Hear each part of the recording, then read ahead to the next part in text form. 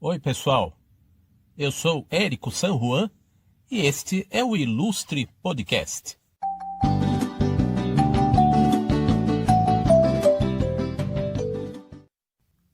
Você está ouvindo o terceiro episódio do Ilustre Podcast. Eu sou Érico San Juan, caricaturista, ilustrador, designer gráfico e radialista locutor. E do nosso convidado desse episódio, ninguém pode dizer que ele não tem uma vida povoada de personagens e personalidades. Olha só alguns dos nomes que estão na vida do nosso convidado. Roberto Marinho, Adolfo Eisen, Alceu Pena e Flávio Colim, Carlos Zéfiro e Mino Manara, Edson Rontani, Herbert Richards e Benício, Evaldo Braga e Vadico, parceiro de Noel Rosa, Jacó do Bandolim e até o Bandido da Luz Vermelha. O que esses nomes têm em comum? O Gonçalo Júnior, jornalista baiano, que já escreveu mais de 40 livros. E é de vários deles e da vida do próprio Gonçalo que nós vamos tratar aqui no Ilustre Podcast. Vamos lá.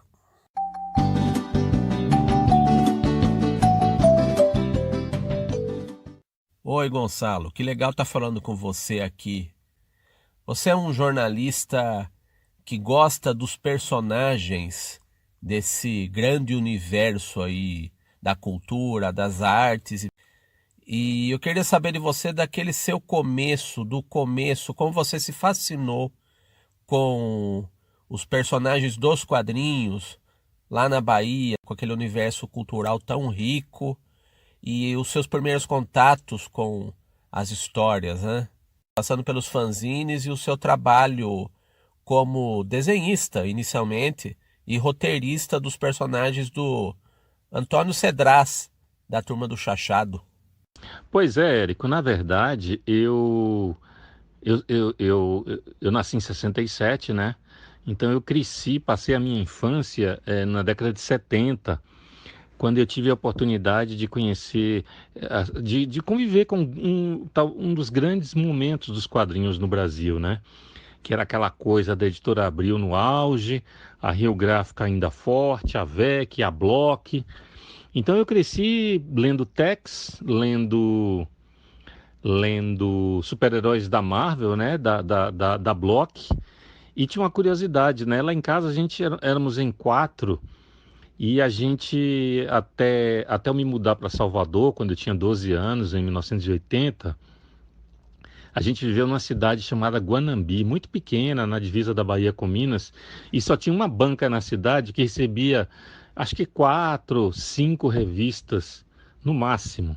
E a cidade devia ter uns 60 mil habitantes. Então era aquela coisa de tentar comprar, e às vezes a gente perdia as coleções. E eu tinha uma colega muito querida de escola, o pai dela era gerente de banco, né? Eu acho que a mesada dela era mais gordinha.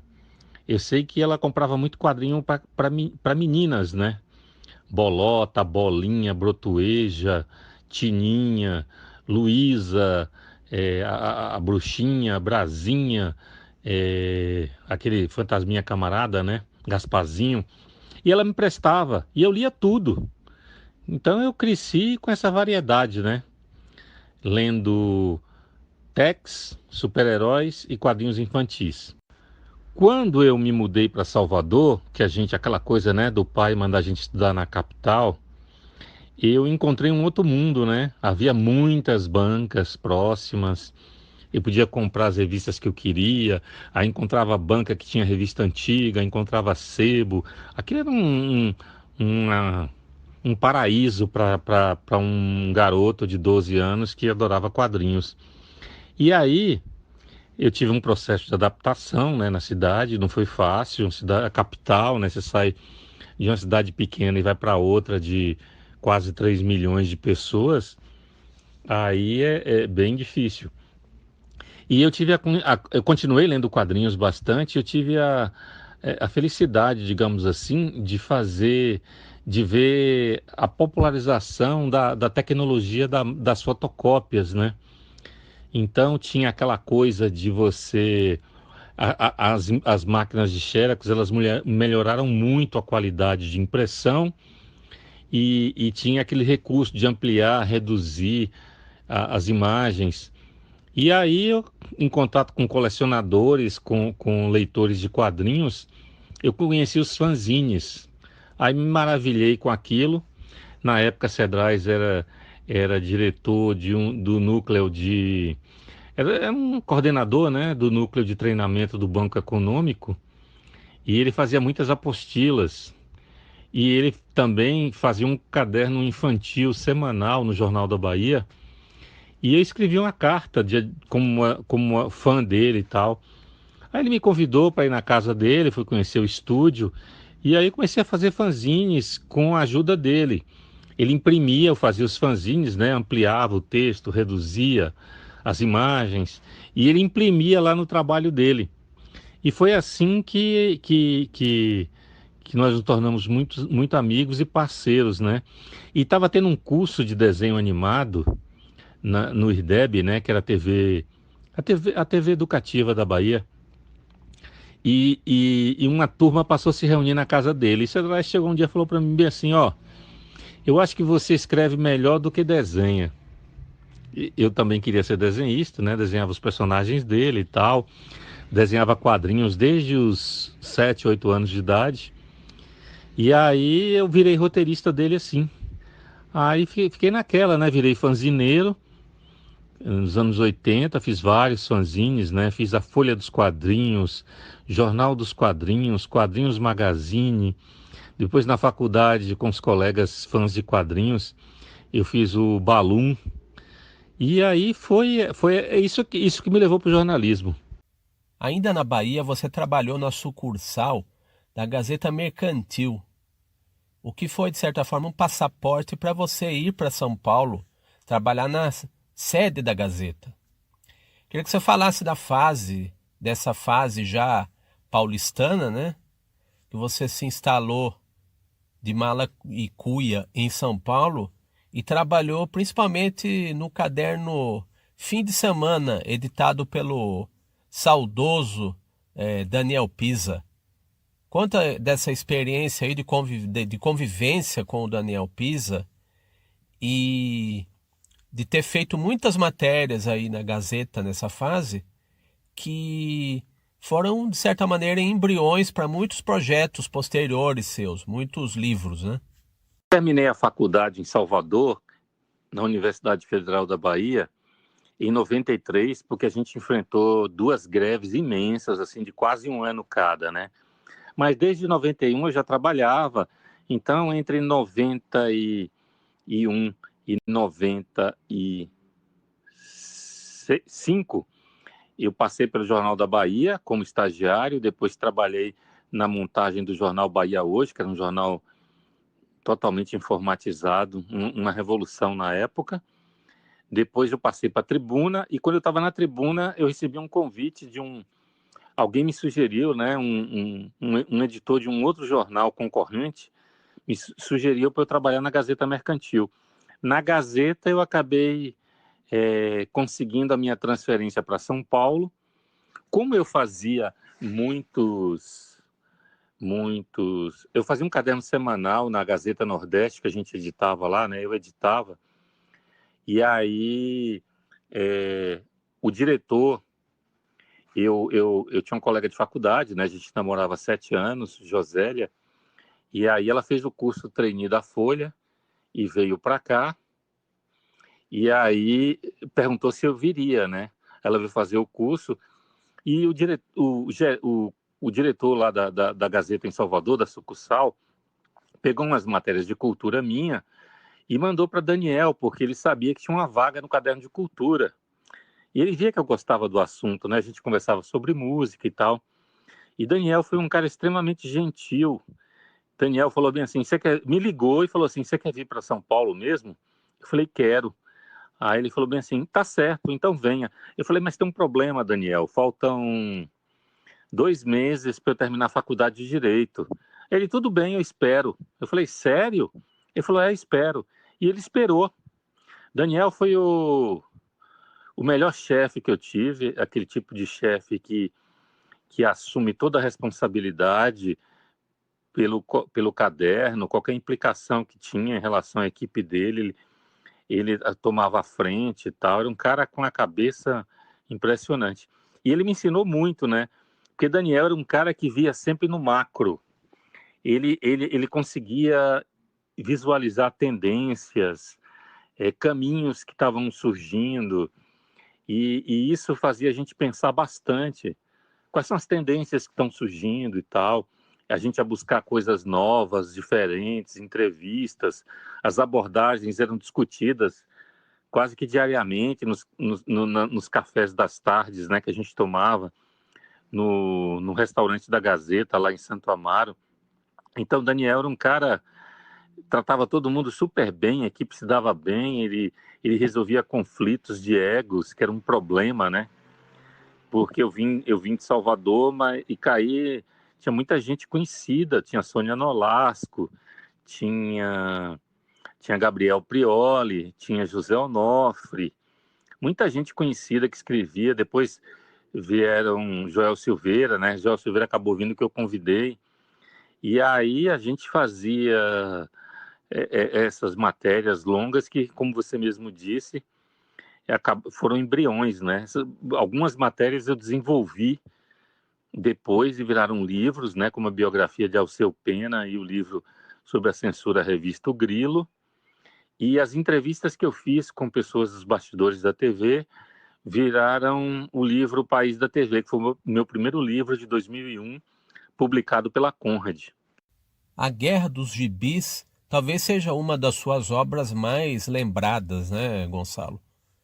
Mas eu sinto que, pelo menos como leitor, que ela foi um grande impulso aí para você enveredar por esse caminho aí das biografias, dos quadrinhos, do mundo pop, pelos personagens interessantes, curiosos e controversos aí do nosso país, né? Eu queria destacar aqui duas biografias em especial que são de personagens distintos, mas cada um a seu modo teve a sua importância e foram também importantes para você como biógrafo, que é o Rubem Alves e O Bandido da Luz Vermelha. Conta um pouco desses dois trabalhos aí pra gente. O Guerra dos Gibis, Érico, tem uma história muito interessante. Ele foi fruto do meu TCC, né, do meu trabalho de conclusão de curso de jornalismo. Na verdade, eram ele e o Maria Erótica, que virou Guerra dos Gibis 2. Esses dois livros formaram o meu TCC. E era uma coisa tão bizarra que deu acho que foram 1.100 páginas datilografadas do meu TCC, que depois eu dividi em dois livros. Ou seja, essa maluquice foi porque eu levei os 4 anos da faculdade fazendo essa pesquisa. Inclusive os 2 anos lá praticamente de greve que a gente teve, né? Uma greve durou 270 dias, outra durou 300 dias. Greve Universidade Federal é uma coisa que não termina nunca. E aí eu acabei dividindo esse material serviu de base para 2 livros. Rubem Alves foi um livro que nasceu de uma encomenda, né, de uma sugestão. Minha ex-mulher, né, Josélia, sugeriu meu nome para o pessoal da Planeta e aí me convidaram para escrever o livro. Foi um livro muito prazeroso porque deu muito trabalho e me permitiu, mas por outro lado, me permitiu adentrar a história de um personagem fascinante que eu não fazia a menor ideia. Ele foi o criador da teologia, o teorizador da teologia da libertação, né, um dos pioneiros nessa vertente da igreja, né, voltada para a vida terrena, digamos assim, para os pobres, para que as pessoas tenham felicidade na terra e não fiquem sofrendo a vida inteira esperando ir para o céu. Essa é a base da teologia da libertação. Ser feliz aqui que a gente tem que ser feliz, e não ficar aí aceitando as coisas para poder ir para o céu depois, que a gente nem sabe se existe. E aí foi legal e tal, o livro ficou bem redondinho, eu acho. O Bandido Eu sempre quis escrever um livro que falasse. Eu adoro São Paulo, eu moro aqui há 24 anos e eu queria escrever. Eu já tinha escrito O Homem Abril, A Morte do Grilo e O Maria Erótica. São 3 livros totalmente ambientados em São Paulo, né? As pequenas editoras de quadrinhos, de revistas, né? Editora Abril, a Arte e Comunicação, a Edrel, são editoras paulistanas. E isso me permitiu contar a história de São Paulo, da cidade e dessas pessoas, das editoras, né? Eu sempre gosto de pegar personagens assim que tiveram um trabalho, uma vida interessante, embora não sejam famosos, e eu projeto eles no livro. Contando a história deles, eu acabo contextualizando a coisa num sentido maior, e aí você conhece a história de um momento da vida política brasileira. E o Bandido, ele me permitiu fazer também mais um livro sobre isso. E ele é um personagem emblemático, né? Uma figura extremamente violenta. E eu dei muita sorte, porque eu consegui ter acesso a os 88 processos que correram na justiça contra ele, que deram mais de 23 mil páginas. Eu li esse material todo, entrevistei um monte de gente, consultei jornais, livros. Esse livro ele foi feito entre 2012 e 2018. Ao longo de 6 anos eu fui mexendo, entrevistando as pessoas, ia e voltava. Deu bastante trabalho, mas eu fiquei muito feliz com o resultado. E para quem está nos ouvindo, em breve vai virar algum produto aí, tipo o filme ou série de TV, né? Isso já foi feito um contrato e por causa da pandemia a coisa parou, mas em breve vai ter alguma coisa nesse sentido.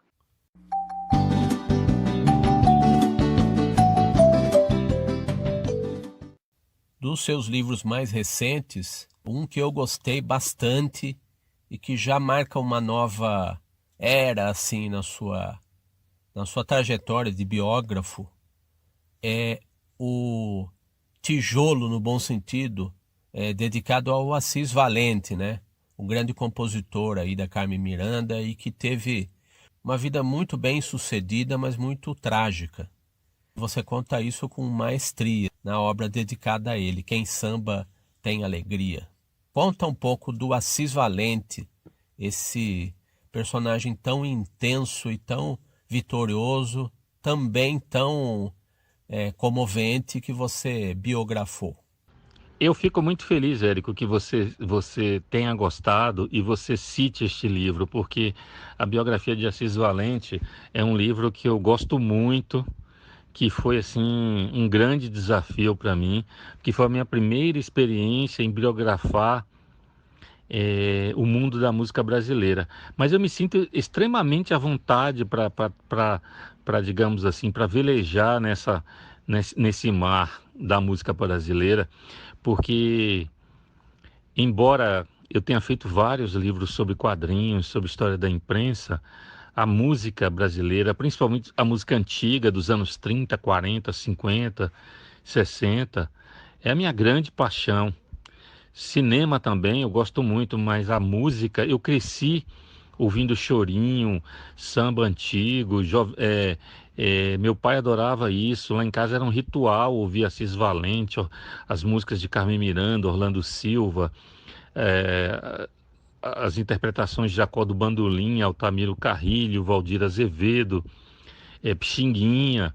Então eu cresci ouvindo isso e meu pai, ele fez uma coleção da história da música popular brasileira, que a Editora Abril publicou em 3 séries nos anos 60, 70 e começo de 80, que você deve conhecer bem. Eram fascículos com, às vezes, 16, às vezes 12 páginas, com a biografia dos artistas, e discos com gravações originais ou exclusivas para aquela obra. Então eu lia aquilo tudo, eu ouvia, e meu pai tinha uma memória fantástica assim do rádio, né? Ele nasceu em 1930, então ele nasceu junto com o rádio. Então ele ouvia aquilo durante a guerra, durante a a juventude dele, e ele contava muito para a gente essas histórias, ele sabia a biografia de todo mundo. E no meio desse, ele sempre ficou muito incomodado por Assis Valente ter sentado numa praia um dia, misturado veneno com guaraná e bebido e morrido, né? Por quê? Porque meu pai carregava uma tragédia. Eu era criança, mas eu me lembro bem. O irmão dele se matou, né? Por enforcamento. E ele tinha impedido o irmão de matar umas 4 ou 5 vezes. Então aquele drama, aquele tormento de Assis Valente era uma coisa muito pessoal para ele.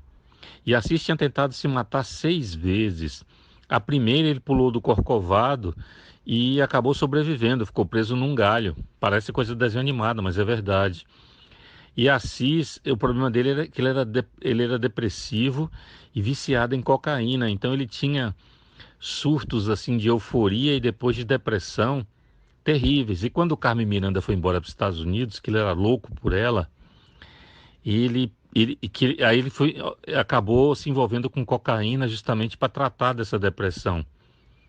E aí, quando, por uma questão de dívida, entraram na casa dele, levaram todos os móveis e ele ficou desesperado porque a mulher estava grávida, né? A esposa estava grávida da filha dele, e o pai dela levou ela para casa e não deixou Assis ver a esposa nem a filha que nasceu logo depois.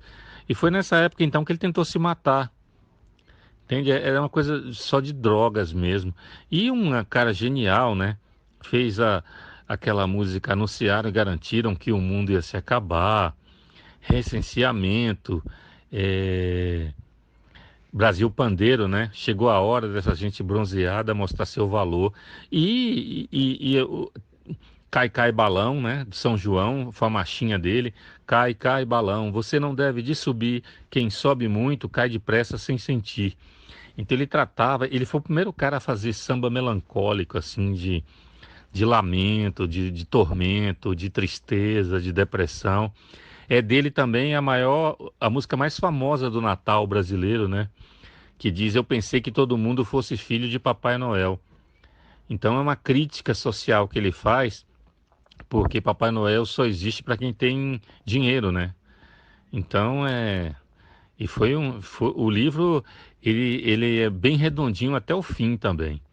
É um orgulho ter feito esse livro. Boa, Gonçalo. Queria já começar nos finalmente, né? Te agradecendo aí pela gentileza, pelas histórias, né? Você também fazendo história através das suas biografias, né? Dos seus livros. Para fechar o nosso ilustre podcast, fala do último e grandioso personagem que você contou a história dele, que foi o Jacó do Bandolim, e que já saiu pela sua editora, a editora Noir, que tem feito um belíssimo trabalho aí em nome da cultura brasileira, a cultura tão rica do nosso país. Faço questão de destacar que você, nos últimos anos, desde que a gente se conheceu, você tem sido uma pessoa assim, você não tem ideia do quanto você tem sido importante em apoiar as minhas ideias, em os lançamentos, em estimular. Esse próprio convite aqui que você me fez para o seu podcast é mais uma iniciativa generosa da sua parte, que às vezes eu fico sem graça de não saber como retribuir. Sem contar que você foi o capista de um livro meu, né? A biografia de Edson Rontani, que é o pai dos fanzines no Brasil.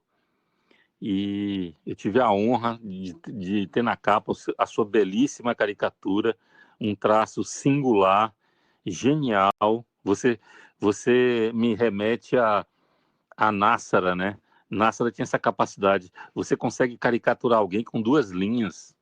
Isso é fantástico. E Nassara era assim também. Jacó foi outro desafio de tentar ir um pouco mais longe no sentido da pesquisa, né? Jacó, ele me custou muitas entrevistas, né? Eu acho que eu conversei com todo mundo que que está vivo, né, e que conheceu ele, e, e tive acesso a mais de 500 horas do arquivo pessoal, porque ele gravava tudo, né? Ele gravava os saraus, ele gravava os programas de rádio, de televisão onde ele ia, ele gravava os ensaios. Então, todos os discos dele estavam gravados. Então, eu tive essa oportunidade. E Jacó era assim, Jacó era o músico, né? O compositor preferido do meu pai. Então, o livro acabou virando assim quase que uma dívida de gratidão que eu tenho com ele, né? Eu não sei se a gente tem dívida com os nossos pais nesse sentido, porque uma ligação acaba sendo se você vai falar com eles, eles falam que é obrigação, mas essa coisa intensa que a gente tem na vida, né, com o pai e com a mãe, que eu tive a honra, né, o prazer de ter dois pais, um pai e uma mãe bastante presentes na minha vida. Eles cuidaram dos 4 filhos assim, de uma forma heróica e, e acabou influenciando a gente em tudo, né? No caráter, no gosto, na postura, na honestidade, na educação. Lá em casa esses foram pilares, né? Educação e honestidade, cultura. Então eu acabei fazendo esse livro de Jacó por ele. Jacó talvez seja o personagem mais fascinante que eu tenha biografado de todos. Ele era mal-humorado, ele era ranzinza, ele era explosivo, mas era um gênio absoluto. Brigava com todo mundo, mas para brigar com Jacó tinha que conhecer muito de música, porque ele era fera. Ele montou um arquivo fantástico de resgate do choro. Ele brigou com o pessoal da Bossa Nova, brigou com o pessoal da Jovem Guarda, do tropicalismo, era hipocondríaco e fez discos monumentais. Para mim, o disco Vibrações talvez seja o maior disco da história da música popular brasileira. E eu não falo sozinho não, viu? Tem muito crítico aí, muito historiador que concorda comigo, certo? Eu tenho certeza que Sérgio Cabral concorda, Tinhourão concorda, tem um monte de gente aí que concorda, pessoas que eu entrevistei, inclusive, que veneram Jacó até hoje. Então, é um personagem. O livro, Érico, na verdade, é um livro muito engraçado, porque Jacó era ranzinza e as brigas dele eram incríveis. Vou te dar um exemplo. Ele brigava com todo mundo, mas ele defendia os amigos com unhas e dentes e adorava até passar trote neles. Como ele trabalhava numa vara criminal, ele era escrivão de uma vara criminal, de vez em quando ele pegava e mandava uma intimação para um amigo. Aí o amigo ia lá para a justiça achando que tinha cometido algum crime. Quando chegava lá, estava Jacó com aquele sorriso enorme. Você sumiu, aí eu também estava sem tempo, aí eu te intimei para vir aqui me ver, para vir autografar seu disco. É assim. Então é um livro que faz você rir e chorar, porque tem momentos assim absolutamente irresistíveis de emoção, assim, que Jacó eu tentei mostrar o quanto ele era uma pessoa intensa, de extremos, entendeu? Construir esse personagem com todas as suas falhas, defeitos e virtudes foi muito difícil.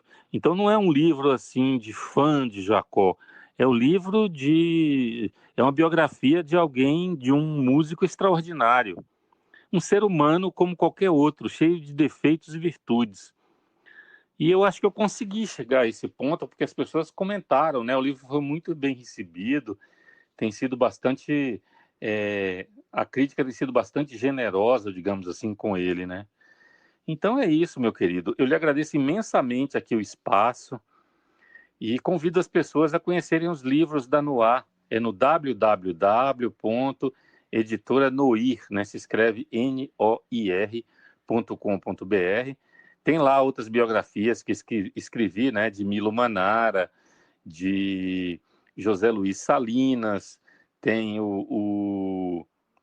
a biografia de Vadico, né, o parceiro de Noel Rosa, Evaldo Braga, o rei da música brega, né, que gravou aquela música Sorria, Meu Bem, Sorria. E é isso. Estão todos convidados lá e muito obrigado pelo espaço aqui.